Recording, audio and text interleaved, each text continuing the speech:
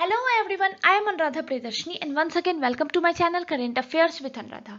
आज का हमारा टॉपिक है ARII रैंकिंग 2020। आज के इस वीडियो में हम लोग डिटेल में देखेंगे कि रैंकिंग है क्या, कौन सी ऑर्गेनाइजेशन पब्लिश करती है, इसके पीछे इसका रीजन क्या है, क्यों ये रैंकिंग पब्लिश की जाती है, क्या इंडिकेटर्स हैं जिनके बेसिस पे इनको रैंकिंग दी जाती है। साथ ही इसमें ना पहले 2019 तक इसमें 5 कैटेगरीज थी, इंस्टीट्यूशन को 5 कैटेगरीज में डिवाइड किया गया था और उन डिफरेंट कैटेगरीज में डिफरेंट इंस्टीट्यूशन की रैंकिंग थी। इस साल एक स्पेशल कैटेगरी इंट्रोड्यूस की गई है, तो वो कैटेगरी कौन सी है और उस कैटेगरी में कौन सा इंस्टीट्यूशन टॉप पोजीशन पे है, आज की इस वीडियो में हम लोग इन सारी चीज़ों को डिटेल में डिस्कस करेंगे। बहुत इंपॉर्टेंट है एग्जाम पॉइंट ऑफ व्यू से ये रैंकिंग, तो आप इस चीज़ को बहुत अच्छे से देखिए। इसका सिग्निफिकेंस क्या है ये भी मैं आपके साथ इस वीडियो में डिस्कस करूंगी कि ये जो रैंकिंग है इसके लाने के पीछे गवर्नमेंट का क्या मोटिव था, ये भी आज की वीडियो में हम डिटेल में देखेंगे। अगर आपको मेरा मटेरियल अच्छा लगे तो प्लीज़ लाइक शेयर और सब्सक्राइब ज़रूर कीजिएगा और बेल बटन को प्रेस करके रखिए ताकि मेरे जितने भी अपकमिंग वीडियोस होंगे उसका नोटिफिकेशन आपके पास सबसे पहले आएगा। Let's start the video. सबसे पहले हम लोग ARII का फुल फॉर्म देखते हैं कि है क्या। Atal ranking of institution on innovation achievement, ये इसका फुल फॉर्म है। अभी रिसेंटली 21 अगस्त को ये रैंकिंग रिलीज की गई है। हमारे वाइस प्रेसिडेंट वेंकैया नायडू और हमारे जो मिनिस्टर ऑफ एजुकेशन है उनके द्वारा ये वीडियो कॉन्फ्रेंसिंग के थ्रू इन रैंकिंग को रिलीज की गई है, जिसमें IIT मद्रास लगातार 2 सालों से टॉप पोजीशन पे है।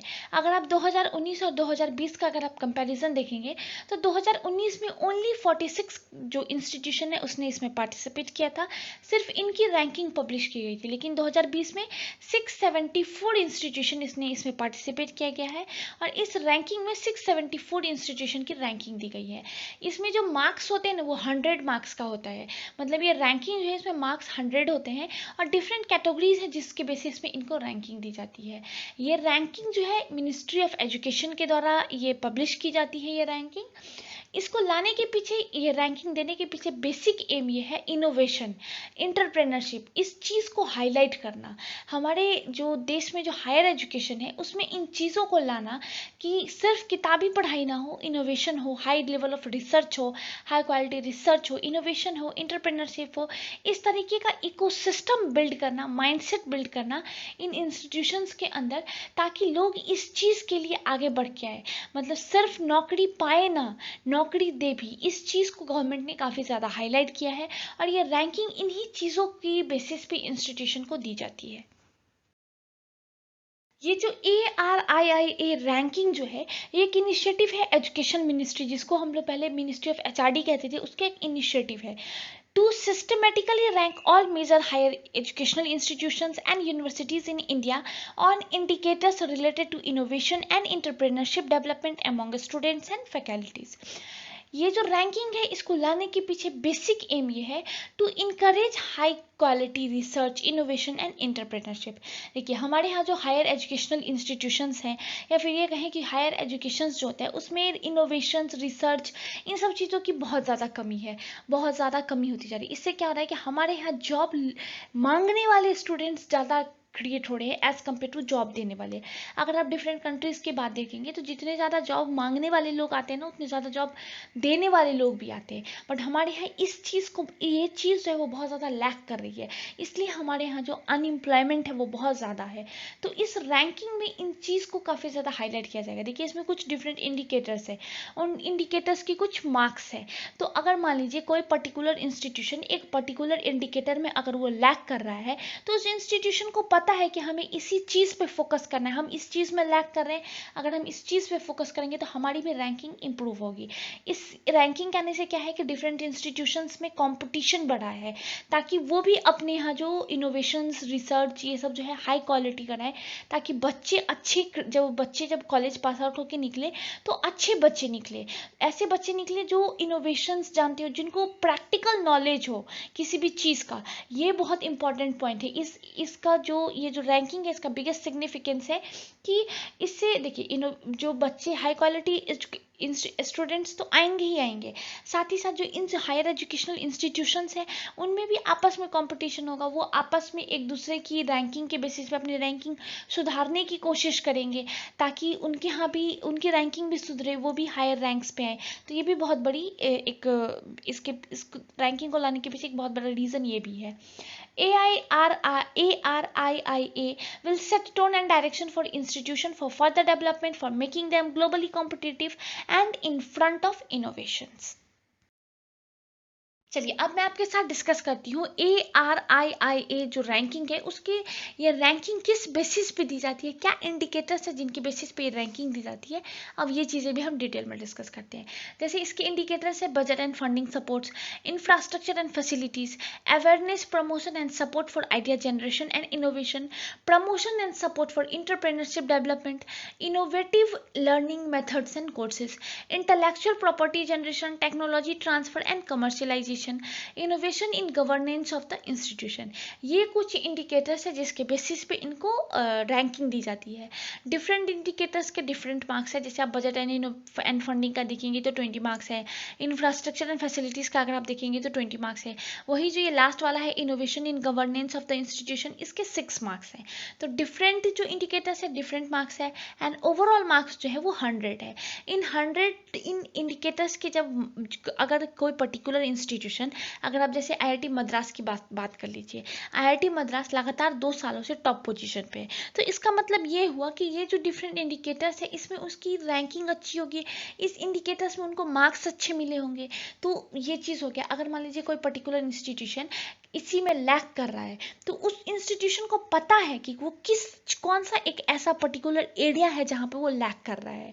तो इस इंडिकेटर्स इसलिए दिए गए ताकि क्लियरली इंस्टीट्यूशंस को, गवर्नमेंट को पता चले कि कौन सा इंस्टीट्यूशन किस चीज़ में लैक कर रहा है। हो सकता है बहुत सारा इंस्टीट्यूशन ऐसा होगा जो फंडिंग में, बजट में, इसमें लैक कर रहा होगा, तो गवर्नमेंट को पता चलेगा अच्छा अगर हम इनको फंड अगर प्रोवाइड कर देते हैं तो हो सकता है इनकी रैंकिंग इंप्रूव हो जाए, हो सकता है इनके यहाँ से जो इनोवेटिव बच्चे हैं वो काफ़ी निकले।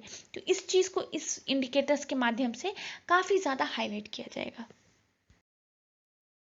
देखिए जितने भी इंस्टीट्यूशन है ना उनको ब्रॉडली 2 कैटेगरीज में डिवाइड किया गया है। पहली कैटेगरी है पब्लिकली फंडेड इंस्टीट्यूशन और दूसरी कैटेगरी है प्राइवेट और सेल्फ फाइनेंस्ड इंस्टीट्यूशन। और ये जैसे ये जो 2 ब्रॉड कैटेगरीज है इनमें भी सब कैटेगरीज की गई है। अगर आप पब्लिकली फंडेड इंस्टीट्यूशन में देखेंगे तो इसमें 3 कैटेगरीज की गई है, institute of national importance, central universities and centrally funded technical universities. दूसरा कैटेगरी है स्टेट यूनिवर्सिटीज और डीम्ड यूनिवर्सिटी जिसको गवर्नमेंट या गवर्नमेंट एडेड यूनिवर्सिटीज भी कहा जाएगा। तीसरा कैटेगरी है government and government aided college institutions. तो ये 3 कैटेगरीज है पब्लिकली फंडेड में। अगर आप प्राइवेट और सेल्फ फाइनेंस्ड इंस्टीट्यूशन में देखेंगे तो इसमें 2 कैटेगरीज की गई है, प्राइवेट और सेल्फ फाइनेंस्ड यूनिवर्सिटीज, दूसरा कैटेगरी है प्राइवेट और self financed college and institution. ये जो मेजर 5 अगर आप कैटेगरीज देखेंगे तो ये 2019 तक था। 2020 में एक और कैटेगरी इंक्लूड किया गया जिसको स्पेशल कैटेगरी कहा गया है।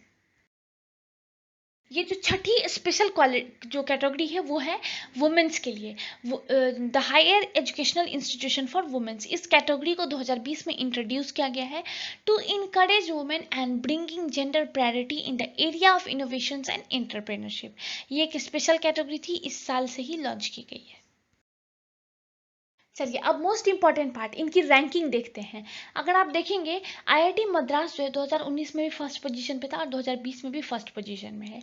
In the institute of national importance, central universities and CFTII categories, इस कैटेगरी में IIT मद्रास फर्स्ट पोजीशन पे था, IIT बॉम्बे सेकंड पे, IIT दिल्ली थर्ड पे, IISc बेंगलोर फोर्थ पोजीशन पे था, IIT खड़गपुर फिफ्थ पोजीशन पे, सिक्स पोजीशन पे था IIT कानपुर और IIT मंडी था 7th पोजीशन पे। तो central universities and CFTII categories में ये 7 इंस्टीट्यूशन टॉप 1 to 7 कैटेगरीज में थे। अगर आप गवर्नमेंट और गवर्नमेंट एडेड यूनिवर्सिटीज में देखेंगे तो महाराष्ट्र का जो इंस्टीट्यूट ऑफ केमिकल टेक्नोलॉजी है वो फर्स्ट पोजीशन पे है, followed by Punjab universities and Chaudhary Charan Singh Haryana agriculture universities, ये सेकेंड और थर्ड पोजीशन पे था। अगर आप government and government aided college और इंस्टीट्यूशन की कैटेगरीज में देखेंगे तो कॉलेज ऑफ इंजीनियरिंग जो पुणे का है वो फर्स्ट रैंक पोजीशन पे था, सेकेंड पे है PES कॉलेज ऑफ इंजीनियरिंग, और थर्ड पोजीशन की अगर आप बात करेंगे तो वह है कोयम्बटूर इंस्टीट्यूट ऑफ टेक्नोलॉजी, ये थर्ड पोजीशन पे था। आप किसी भी कैटेगरी में 1 2 3 का जरूर नाम याद रखिएगा, क्योंकि ये एग्जाम पॉइंट ऑफ व्यू से बहुत ज़्यादा इंपॉर्टेंट है। अगर आप प्राइवेट और सेल्फ फाइनेंस यूनिवर्सिटीज की कैटेगरी में आप देखेंगे तो उड़ीसा का जो Kalinga institute of industrial technology है, ये फर्स्ट पोजीशन पे था। और इसी कैटेगरी में SRM institute of science and technology Tamil Nadu का सेकंड पोजीशन पे था, और वेल्लोर इंस्टीट्यूट ऑफ टेक्नोलॉजी है वो थर्ड पोजीशन पे था। अगर आप प्राइवेट कॉलेज कैटेगरी में देखेंगे, तो इसमें टॉप पोजीशन पे है एसआर इंजीनियरिंग कॉलेज तेलंगाना का, और वही जीएस राइसोनी कॉलेज जो है इंजीनियरिंग का, वो सेकंड पोजीशन पे था। चलिए, इस साल जो स्पेशल कैटेगरी इंट्रोड्यूस की गई थी वुमेन्स की category, higher educational institution for, अगर आप वुमेन्स की कैटेगरी में देखेंगे तो इसमें टॉप पोजीशन पे है Avinashilingam institute for home science and higher education, ये कोयम्बटूर का एक इंस्टीट्यूशन है, ये टॉप पोजीशन पे था। अगर आप सेकंड पोजीशन की बात करेंगे तो Indira Gandhi Delhi technical university for women new Delhi का जो कॉलेज है, ये सेकंड पोजीशन पे था। देखिए, जितने भी सब कैटेगरीज है, इसके जो कॉलेजेस है ना, एटलीस्ट 1 2 3, ये बहुत इंपॉर्टेंट है किसी भी एग्जाम पॉइंट ऑफ व्यू से। आप इस चीज़ को ज़रूर याद रखिएगा। अगर किसी भी एग्जाम में आपको एसए में या फिर मेंस पॉइंट ऑफ व्यू से अगर ये क्वेश्चन पूछा जाता है तो आप इसका पूरा डिटेल लिख सकते हैं, जैसे इनकी क्या इंडिकेटर्स हैं, क्या क्या कैटेगरीज हैं, उनकी सब कैटेगरीज क्या है, इस सब कैटेगरीज के पीछे रीज़न क्या है, इस रैंकिंग को रिलीज करने के पीछे गवर्नमेंट का मेन मोटिव क्या है। अगर आपको पता होगा तो 2010 से 2020 का जो ये 1 डिकेड है, इसको गवर्नमेंट ने इनोवेशन के नाम किया है, इसको इनोवेशन एंड एंटरप्रेन्योरशिप के नाम किया है। अगर आप आज तक की बात करेंगे तो हमारे यहाँ क्या हो रहा है कि जितने भी कॉलेज पास आउट होकर स्टूडेंट्स निकल रहे हैं, वो मोस्टली जॉब मांगने वाले निकल रहे हैं, जॉब देने वाले बहुत कम निकल रहे हैं। अगर आप बाहर के कंट्रीज़ का देखेंगे, जो जितने भी हमारे यहाँ डेवलप्ड नेशंस हैं, उनकी अगर आप बात करेंगे तो उनके यहाँ क्या हो रहा है कि जितने ज़्यादा जॉब मांगने वाले निकल रहे हैं ना, उतनी ही ज़्यादा जॉब देने वाले भी निकल रहे हैं। तो हमारे लिए इस एक बिगेस्ट रीज़न की वजह से हमारे यहाँ अनएम्प्लॉयमेंट ज़्यादा है, ये एक बिगेस्ट रीज़न है। तो गवर्नमेंट का ये इनिशिएटिव लेने का पीछे कि अगर आपको इस तरीके से कॉलेज स्कूल टाइम से ही तैयार किया जाए, ताकि अगर आपको जॉब ना मिल जाए तो आप कुछ अपना स्टार्ट कर सकते हैं। अगर आप कुछ अपना स्टार्ट करेंगे तो ऑफकोर्स आपको लेबर्स की ज़रूरत पड़ेगी, या फिर आप कुछ अपना पर्टिकुलर कुछ भी अगर करते हैं तो आपको लोगों की ज़रूरत पड़ेगी जिनको आप हायर कर सकते हैं। तो इससे आपको नौकरी तो मिलेगी ही मिलेगी, साथ ही आपके साथ साथ कुछ और लोगों को भी नौकरी मिल जाएगी। तो अनएम्प्लॉयमेंट तो कम होगा ही, साथ ही हमारी इकोनॉमी पे भी इसका डायरेक्ट इम्पैक्ट पड़ेगा। तो इस चीज़ के लिए गवर्नमेंट ये इनिशिएटिव ले रही है। अगर आपने इस साल का न्यू एजुकेशनल पॉलिसी अगर देखा है, मेरे चैनल पे भी इसका एक वीडियो है, आप ज़रूर देख लीजिए। इसमें इस चीज़ पे काफ़ी ज़्यादा हाईलाइट किया गया है कि अब बच्चों को सिर्फ और सिर्फ बुकिश नॉलेज नहीं दिया जाएगा, अब उनको जो प्रैक्टिकल नॉलेज है वो भी दिया जाएगा। इवन आफ्टर क्लास 6 उनको वोकेशनल जो एक पर्टिकुलर चीज़ में उनको इंटरेस्ट हो, उसके लिए उनको इंटर्नशिप वगैरह भी दी जाएगी, ताकि अगर आप मान लीजिए किसी एक चीज़ में अच्छा, मान लीजिए आप स्टडीज़ में बहुत अच्छा नहीं कर पाते, तो आपके पास बैकअप रहे। ऐसा ना हो कि आपके लिए अनएम्प्लॉयमेंट हो जाए, ये चीज़ ना हो। आपको किसी एक पर्टिकुलर चीज़ में मान लीजिए इंटरेस्ट है, अगर आपको पेंटिंग में इंटरेस्ट है तो आप अपने चाइल्डहुड के फेज से इस चीज़ को कंटिन्यू कर सकते हैं, आप अपना कैरियर उसमें बना सकते हैं। तो ये चीज़ें मतलब अगर आप देखेंगे ना, तो अब ये चीज़ें प्राइमरी एजुकेशन लेवल से ही इम्प्लीमेंट की जा रही है, ताकि बच्चे जब बड़े हों, हायर एजुकेशनल इंस्टीट्यूशंस में आए, तो वो इनोवेशंस के लिए इनोवेटिव उनका माइंडसेट जो वो इनोवेटिव रहे। अभी तक का जो माइंडसेट था स्टूडेंट्स का, वो सिर्फ और सिर्फ बुकिश नॉलेज का था, उनको प्रैक्टिकल किसी चीज़ की नॉलेज बिल्कुल भी नहीं थी। तो इस चीज़ को गवर्नमेंट कम करने की कोशिश कर रही है, ताकि हमारे स्टूडेंट्स भी जो है वो वर्ल्ड लेवल पे अपने आप को रिप्रेजेंट कर सके, अपनी जो उनकी जो क्षमताएं हैं उसको वहाँ पे दिखा सके। चलिए, इसी के साथ मैंने आपके साथ ये रैंकिंग डिटेल में डिस्कस किया। अगर आपको कुछ भी डाउट हो, मुझे कमेंट सेक्शन में ज़रूर बताइएगा, मैं आपके doubt as soon as possible clear करने की पूरी कोशिश करूंगी। ऐसे ही अपडेटेड वीडियो के साथ मेरे साथ जुड़े रहिए। मैं जल्द ही आप लोगों के लिए अगस्त का पूरा करंट अफेयर्स का सीरीज़ ला रही हूँ। अगर आपको मेरा मटेरियल अच्छा लगे तो प्लीज़ लाइक शेयर और सब्सक्राइब ज़रूर कीजिएगा, और बेल बटन को प्रेस करके रखिए, ताकि मेरे जितने भी अपकमिंग वीडियोस हो उसका नोटिफिकेशन आपके पास सबसे पहले आए। इस कोविड के टाइम पे stay at home, stay safe. Thank you.